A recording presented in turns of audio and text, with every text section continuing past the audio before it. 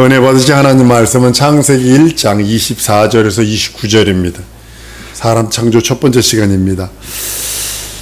하나님은 원하시는 모든 것을 다 창조하신 후에 아주 보시기 좋았다고 한다면 맨 마지막에 사람을 창조하시는데 아주 살기 최고로 좋은 환경에서 사람을 창조하시면서 감탄사를 외칩니다. 심히 좋았더라.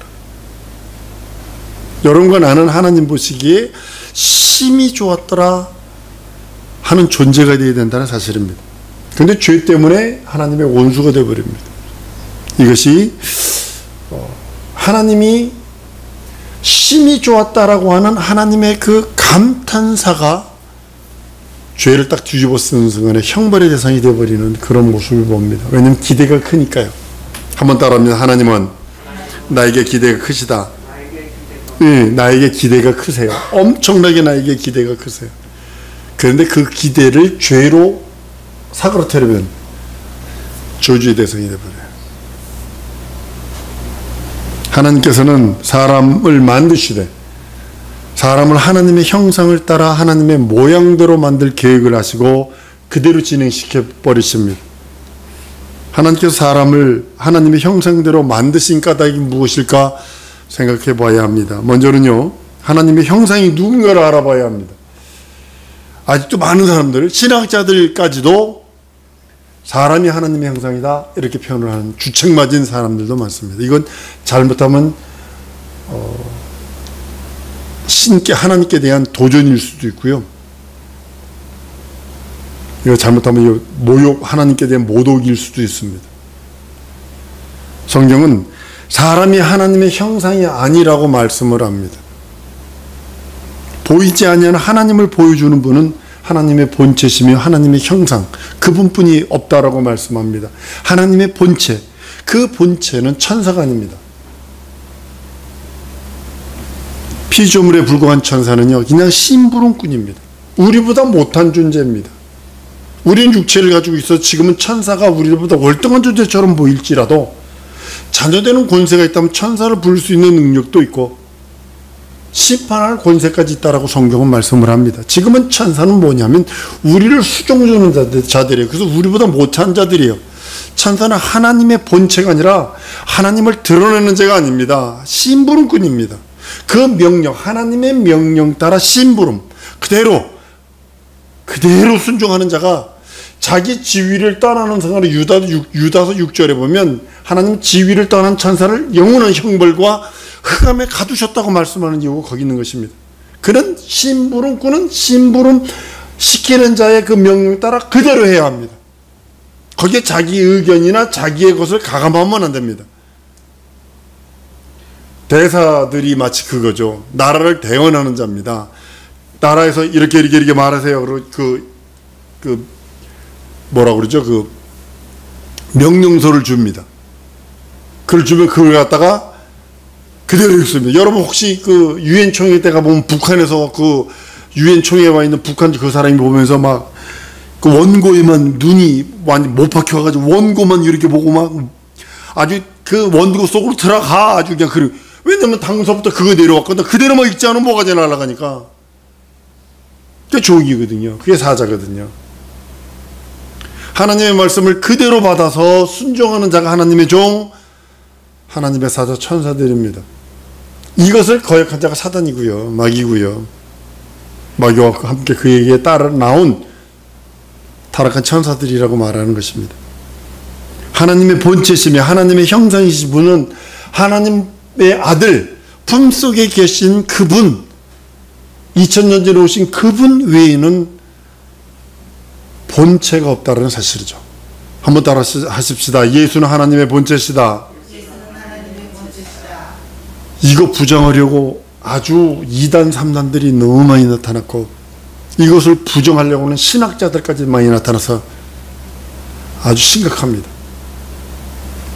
근데 성경은 예수는 하나님의 본체시다. 하나님의 형상이시다. 분명히 말씀하고 있습니다. 하나님의 아들만 그만이 하나님의 본체를 보여줄 수 있는 분이십니다. 하나님의 아들만이 보이지 아니하는 아버지 품에서 나타나신 유일하신 분. 그래서 하나님을 보여줄 수 있는 유일한, 우리가 인간이 유일하게 하나님을 배울 수 있는 유일한 창이 예수뿐이 없어요. 우리가 빛을 통해서 빛을 바라보는 것처럼요. 동일한 거. 우리 눈은요, 빛 없음이요 장님입니다. 완전 장님이에요. 빛을 통해서 빛을 보는 것처럼 우리가 예수를 통해서 하나님을 뵙는 거예요. 한번 따라합니다. 예수를 통해서 하나님을 배우리라. 이것이 내 영혼의 참된 능력이 되는 것이거든요. 예수를 통하지 않고는 하나님을 배울 수 없어요. 빛을 통해서 내 눈을 가지고 빛을 통해서 빛을 보는 것처럼, 천하 만물을 보는 것처럼 마찬가지로 하나님의 본체이신 예수 그리스도를 통해서만 모든 걸 영계를 볼 수 있는 것입니다. 하나님의 아들은 이 세상에 오셔서 자기의 말 하지도 아니하셨고 자기 뜻을 나타내지도 아니하셨고 자기의 일도 하나도 하지 아니하셨고 오직 아버지의 말씀만 전했고 오직 아버지가 원하시는 일들만 하셨어요. 그래서 하나님을 보여주십니다. 보이지 않는 하나님을 보여주세요. 영원 전에 계획한 하나님의 계획을 보여주십니다. 예수께서 2000년 전에서 하신 일들은요, 그거는 영원 전에 계획한 일들이 실상화된 것뿐이에요. 아담이 선악과를 따먹든 안 따먹든 상관하지 않고 영원 전에 하나님은 계획한 대로 진행시키는 거예요. 요한복음 12장과 8장에서 끝없이 얘기합니다. 나는 내가 자유로 말한 것 아니다. 내 아버지께서 내게 말씀하신 그대로 말한다. 8장에 보면요, 내가 그에게 들은 것을 이 세상에 말한다라고 말씀을 합니다. 아버지께서 가르치신 대로 내가 이런 일들을 한다라고요. 하나님의 아들은 보이지 아니하시는 하나님을 나타내신 분이시기에 하나님의 아들을 봄으로써 아버지를 본 것과 같다라고 성경은 말씀을 합니다. 하나님의 아들이 전하신 말씀은 하나님 아버지의 말씀이요, 하나님 아버지가 원하셨던 일들을 예수를 통해서 대신 일을 하십니다. 그것이 예수께서 하나님의 아들이 행하신 그 모든 일들은 하나님의 아버지의 일이기에 그 모든 일들을 하십니다. 요한복음 14장 가면 아버지를 보여주세요. 나를 본 자는 아버지를 보았거나 어찌하여 아버지를 보이라 하느냐. 내가 아버지가 내 안에 계셔서 그 일을 하는 것이다 그래요. 예수님의 탄생 이전에는 예수가 아버지 안에 계셨고 예수가 탄생하시면서 세상 끝날까지는, 그리고 영원까지는 아버지가 예수 안에 계셔서 함께 가시는 거예요. 삼위일체를 말할 수 있는 유일한 방법이 그뿐이 없습니다. 영원 전에는, 2000년 전에는 예수가 어디 있었느냐, 아버지 품속에 계셨고 예수가 이 땅에 태어나셔서 영원까지는 어떻게 되느냐, 예수 안에 아버지가 함께 계셔서 영원토록 하나시다라는 그 하나님을 드러내는 거라고 이렇게 얘기할 수밖에 없어요. 그래서 성령도 아버지로서 나오시는 성령이라고 성경은 말씀하셔서 하나시니라 라고 성경은 말씀을 합니다. 하나님을 보지 아니하면, 예수를 통해서 하나님을 보지 아니하면 아무것도 할 수 없습니다. 하나님의 아들은 보이지 아니하는 하나님을 보여주는 하나님의 본체시며 형상이십니다. 하나님의 아들만이 하나님을 알 수 있는 유일한 길, 나는 길이요 진리요 생명이라 그랬으니 유일한 길이요 유일한 생명이요 유일한 하늘문입니다. 이 길 외에는 전부 다 강도요 절도요 라고 성경은 선언합니다. 예수께서 열어놓으신 그 길로만 새롭고 산 길이다 라고 성경은 말씀하고 있다는 사실입니다. 하나님의 형상은 천사도 아니고요, 인간은 더욱도 아닙니다. 인간은 하나님의 형상의 모양을 따라 지음받은 자입니다. 오직 하나님의 아들만이 하나님의 형상이시며 하나님의 본체십니다. 빌립보서 2장 6절에도 그는 근본 하나님의 본체시다. 골로새 1장 15절에도 그는 보이지 않는 하나님의 형상이시다. 히브리서 1장 13절에도 이는 하나님의 영광의 광채시여 그 본체의 형상이시다. 고린도후서 4장 4절에도 그리스도는 하나님의 형상이다 라고 성경은 선언하고 있는데 많은 사람들이 이 형상을 부정을 합니다. 예수 그리스도의 본체를 부정해 버립니다. 지금 미국 모 신학교, 유명한 신학교에선 만약에 이대로 썼다 그러면요 졸업 논문이 통과가 안 됩니다. 그러니까 졸업 논문 앞에다 뭐라고 쓰는지 아십니까? 이 논문은 본인의 신앙과는 무관한 것입니다 라고 써서 그거를 금박으로 쫙 해가지고 박습니다. 왜냐면 교수가 원하는 대로 써주지 않으면 졸업 논문 박사학위 못 받거든. 돈 수백만 원씩 수천만 원씩 들여가면서 그거 하면서 자기 신앙도 아닌 것을 논문 쓰는 것을 부끄럽게 여기고 있다는 사실이죠. 하나님께서 사람을 창조하실 때 하나님의 형상을 따라 그 모양으로 창조하셨다고 오늘 본문 말씀에 말씀을 합니다. 사람을 하나님의 형상을 따라 지으신 까닭이 무엇일까 생각을 해봅니다.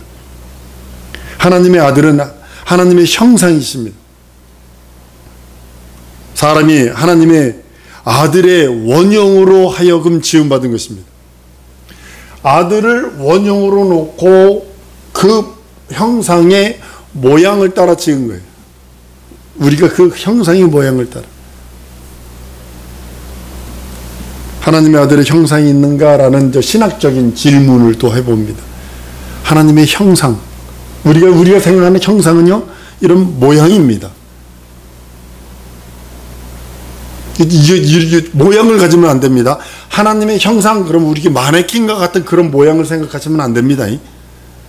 하나님의 형상, 그러면 뭐 마네킹이 우리가 보이는 그런 그 눈으로 보고 손으로 만질 수 있는 그런 어떤 형상을 마네킹과 같은 그 어떤 형상을 생각하시면 안 됩니다. 외형적인 그 어떤 걸 생각하면 안 된다는 뜻입니다. 우리가 생각하고 있는 형상은 외형적인 거예요. 만질 수 있는 그 어떤 거예요. 그러나 하나님의 형상은 외형적인 게 아니라는 사실이죠.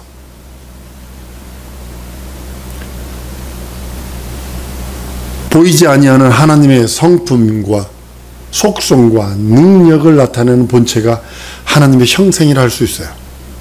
다시 한번 얘기합니다. 이게 대단히 중요하기 때문에 그럽니다. 우리는 3차원적으로 살기 때문에 형상, 그런 외형적인 걸 생각을 한다고요.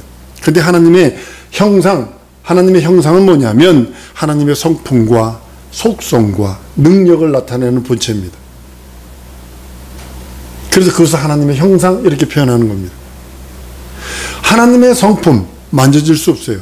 하나님의 능력, 하나님의 속성은요 만져질 수 없어요. 근데 그것이 형상이라는 겁니다. 하나님의 아들은 보이지 아니하는 분이십니다. 본래 보이지 않는 하나님의 아들이 보이는 형체로 나타나셨다라고 성경은 말씀합니다. 요한복음 1장 1절에 태초에 말씀이 계시니라 이 말씀이 하나님과 함께 계셨으니 이 말씀은 곧 하나님이시다 라고 말씀합니다. 요한복음 1장 1절의 말씀은 하나님의 아들을 가리킵니다. 로고스입니다.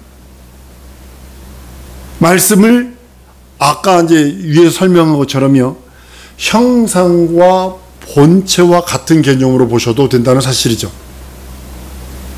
하나님의 말씀을 가지고 하나님의 말씀 자체가 하나님의 아들, 인자 예수이신데 인자이신 그 아들을 가리키는 그 말씀이 하나님의 형상이요 하나님의 본체라는 같은 개념으로 봐도 된다는 사실입니다.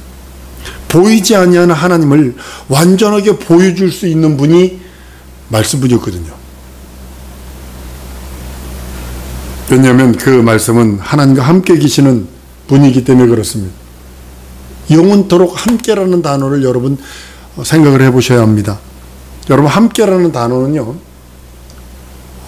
영원토록 분리 안 되는 것. 한번 따라합니다. 함께는 영원토록 분리 안 되는 것이다. 나와 내 아버지의 관계가 영원토록 분리 안 돼요. 절대로 분리 안 돼요.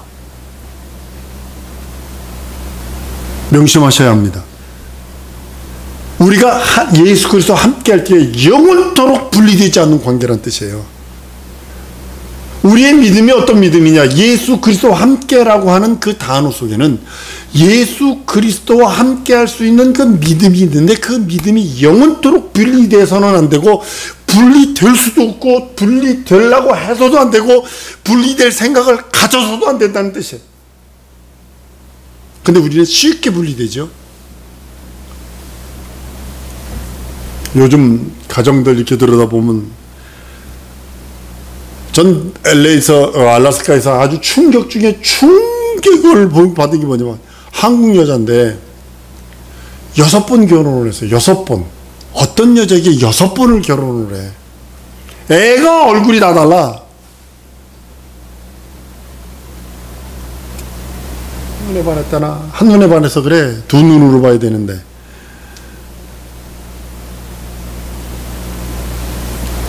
함께라는 단어는요, 분리될 수 없어요. 근데 요즘엔 뭐 그냥 결혼식장에서도 3시간 만에 이혼한 사람도 있대. 결혼식장에서. 그 어떤 우리 모 교회, 여러분이 아시는 그 모 교회 그 장로님이 사진관을 하시는데, 그 사진관 앞에 가보면 찾아가지 아니한 결혼식 사진이 1m가 쌓여있어요. 1m가. 실현여행 가가지고 찢어져가지고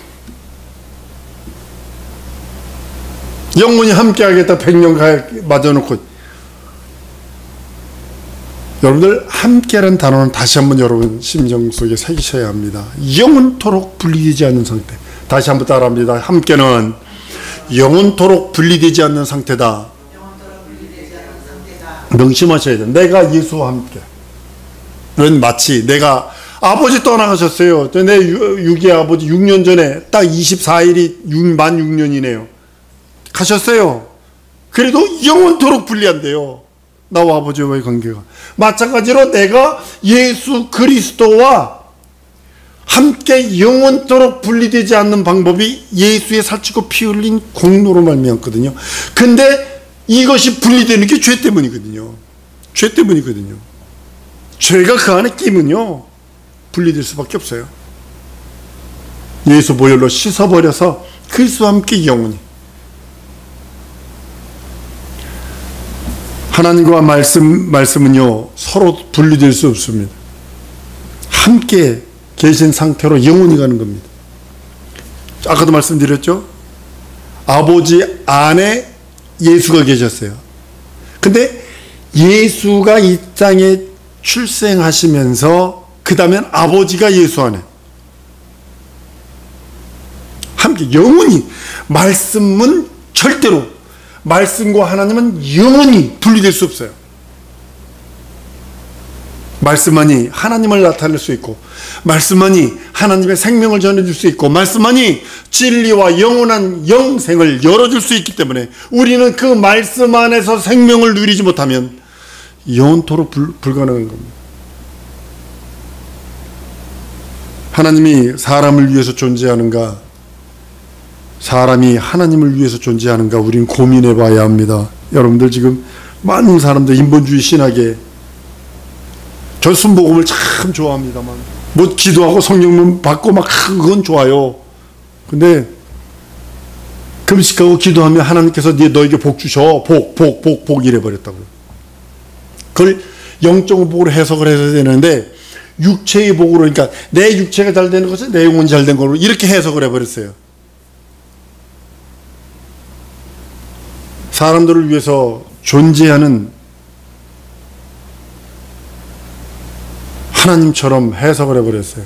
내 상황, 내 현실, 내 처지의 문제를 해결해주는 하나님으로 해결사처럼 그렇게 취급을 했던 그런 모습을 봅니다. 기도하니까 응답은 있어요. 맞습니다. 그거 부정하지 않습니다. 근데 현실이 쪼그라지고 현실이 깨졌어도 하나님과의 영원한 릴레이션십, 관계는 무너지면 안 되거든요. 사도 바울 저주받은 자인가요? 베드로 저주받은 자인가요? 예수님의 12제자 저주받은 자. 현실과 상황이 깨졌는데 칼 맞아 죽고, 껍데기 벗겨 죽이고, 목 잘라 죽이고, 십자가에 거꾸로 매달려 죽이고, 창으로 맞아 죽고 저주받은 자들인가요? 현실과 상황과 상관없이 내 영혼이 하나님과의 영원한 관계가 바로 맺어지는 거 진정한 복인데, 현실과 상황과 처지만 해결하려고 하는 하나님이 나를 위해서 존재해. 하나님이 내 가정, 내 기업, 내 삶을 책임지고 내 자식을 책임지는 거야 라고 하면서, 넓은 의미에서는 그게 맞아요. 그것도 맞아요. 그런데 한번 따라하십시다. 내가 하나님을 위해서 존재한다. 내가 하나님을 위해서 존재하는 거예요. 하나님이 나를 위해서 존재하는 게 아니라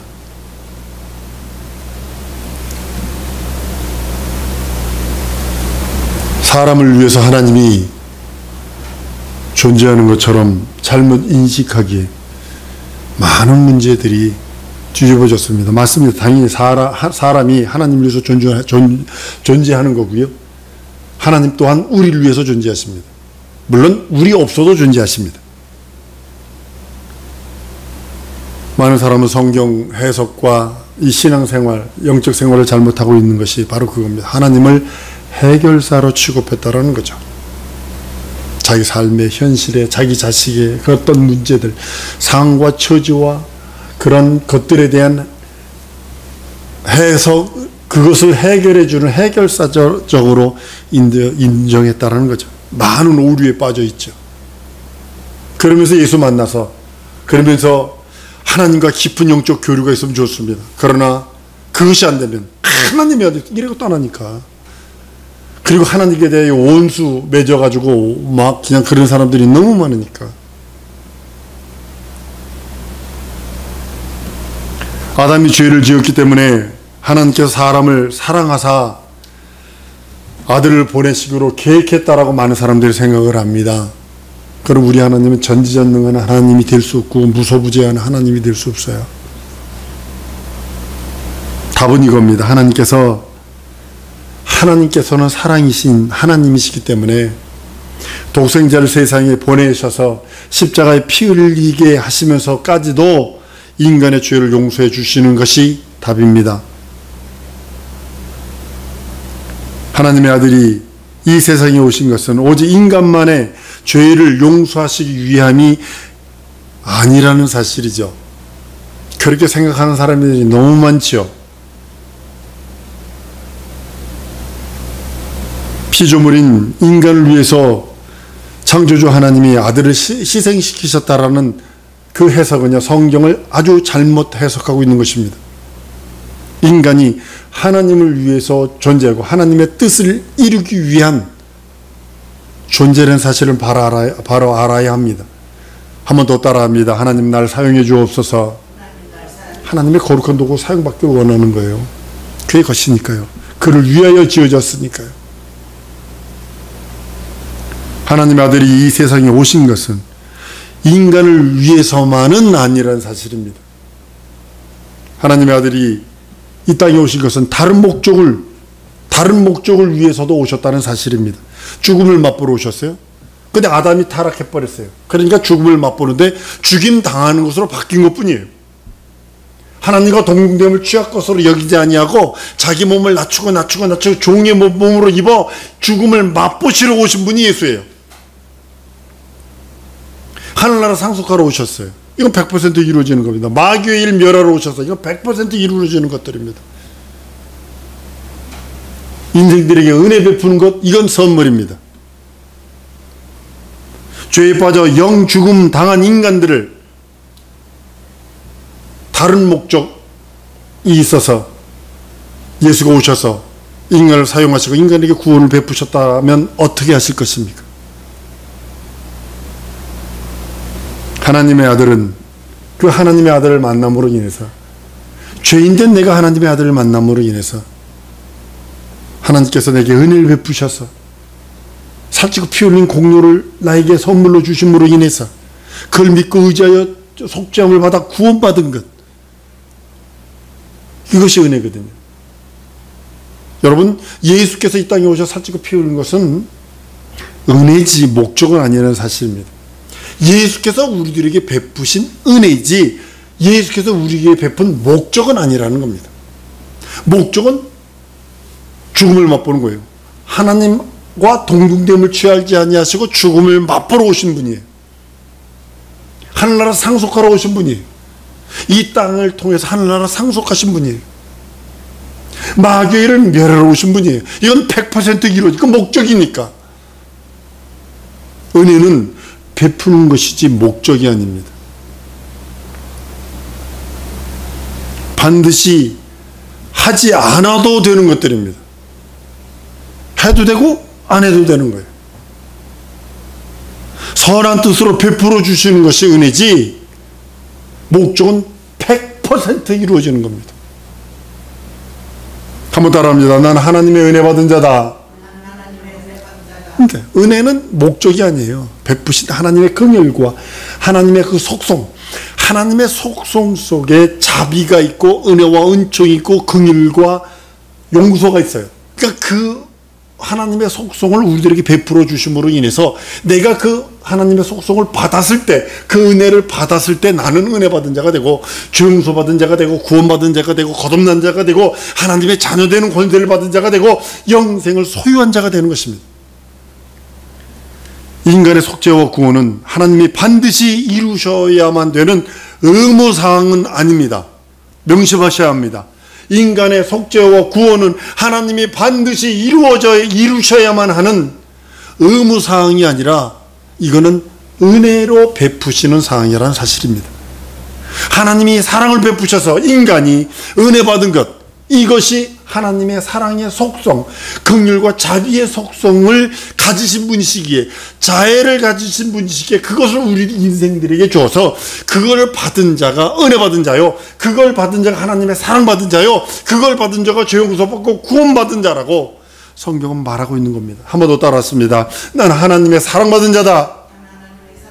이 시간에 기도합니다. 하나님, 평생 난 하나님의 은혜 받은 자로 살고 하나님의 사랑 받는 자로 살겠사오니 내게 긍휼 베푸시고 은혜 베푸시고 사랑 베푸시고 능력 베푸시고 내 영혼과 지정이 진선비 사지백체에 예수의 피, 예수의 공로가 철철 넘치게 해달라고 다 같이 통성으로 기도하십니다.